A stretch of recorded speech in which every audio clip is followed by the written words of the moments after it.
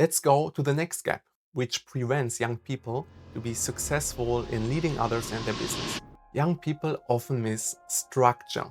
We live in a time of constant change, which leads to a lot of anxiety and chaos. Today's leaders have to navigate through uncertainty. We all heard it often enough. Agility is key here. It's promoted as a solution to manage complex environments. Complex environments are complex because things are changing a lot. On the one side, we have to be agile and adapt to changing requirements. Nevertheless, we should not adapt to everything and change like a flag in the wind. Whereas on the other side, leaders have to nail down certain things. They need to anchor their team and provide stability. For example, in a meeting, they have to determine next steps and ensure that somebody is accountable to realize them. Once nailed down, leaders have to ensure that these things are not changing easily anymore.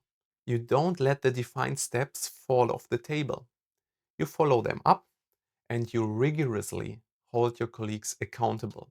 In today's environments, priorities change a lot. As a leader, you need to keep them as stable as possible. Remind your colleagues to the output they have committed to. Remind your management to the decisions they have taken. Don't allow change to enter your work environment and create chaos easily. Independent of the profession, young professionals need to learn to introduce a certain amount of structure, which allows them to be in the driver's seat towards success. Let's dive into two important examples. First, in order to run meetings effectively, you have to introduce structural elements before the meeting. Set a clear agenda and time box each point. Invite relevant stakeholders and define the purpose. Is it just a sync or do you require a decision? During the meeting, you open the meeting by restating the goal. You summarize key decisions after each agenda point and, very important, you define the next steps, the accountable colleagues, and set a deadline. Without nailing down next steps and following up on them, the road to success will be interrupted.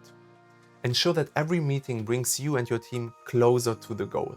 After the meeting, ensure that everybody receives the meeting minutes and invite for a check-in of the next steps. And the second example, we talked about inviting relevant stakeholders. But how do you know which ones are important? With a structured stakeholder management approach, you identify stakeholders, you analyze their interest, influence, and impact with respect to your goals, and based on this analysis, you plan the engagement, meaning how close you engage and communicate with them. For example, you depend on a management board to release budget for your project. This means you need to know what's important to them. You have to communicate effectively, explain them the context and purpose of the project when pitching at the decision board meeting. This was the third gap. Let's go to the fourth one, preventing young leaders to master the third leadership dimension of leading the business. They lack an understanding of the business environment the organization is operating in. Following the rule, you cannot lead something you don't know, means that you cannot lead the business if you don't know the business. Sounds obvious, right? But let's break it down to understand what you, as an aspiring leader, have to do to close the gap. Young professionals are often focused on their direct working environment, their project team, and their tasks.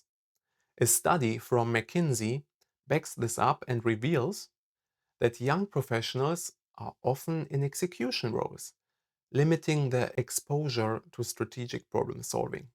And that's why young people often don't know how their team's deliverables contribute to the overall company goals. In order to improve your business understanding and overcome this gap, you have to broaden your horizon. I'll give you 2 points for now. First, understand the business strategy.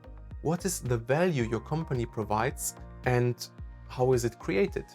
How do you differentiate from other competitors? How does your team contribute to the overall department goals? Have a coffee chat with your manager or other colleagues and check out your company's intranet for relevant resources. there's usually a lot of information. Knowing this helps you to better align your goals with the ones of your company. It will be easier for you to identify opportunities and suggest improvement ideas, which then will increase your visibility. Your management depends on you, as you are closer to the work challenges than they are.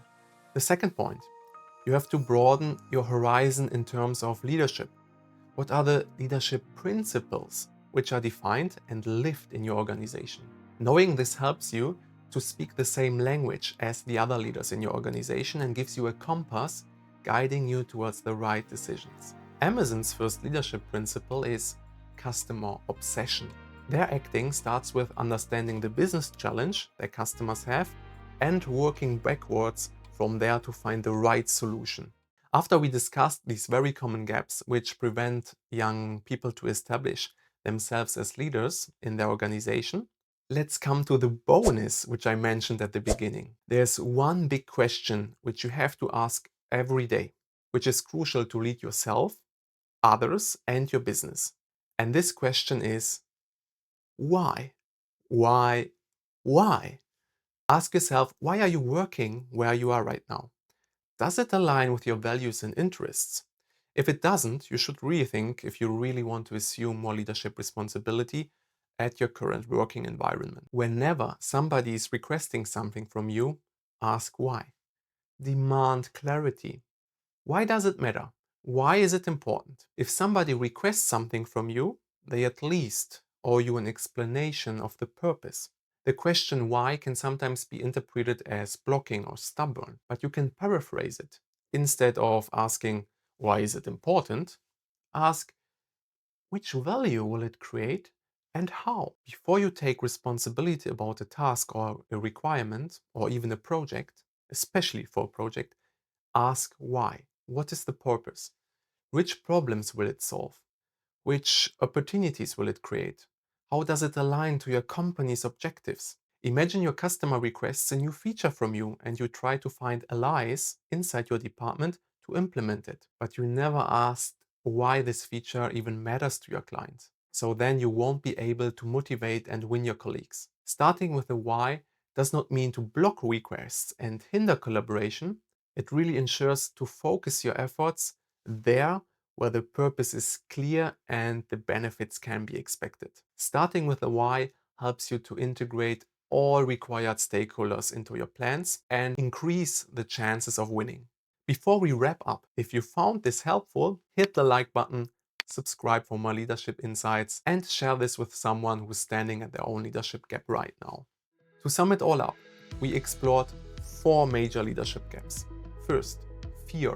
Overcome it with mindfulness and courage. Second, poor communication. Replace confusion with clarity. Third, lack of structure. Bring order to the chaos. And fourth, weak business understanding. Connect your work to the bigger picture and the ultimate tool across all dimensions. Start with why. Now it's your turn. Comment below. Which leadership gap do you want to overcome first? Thanks for being here and I'll see you next time.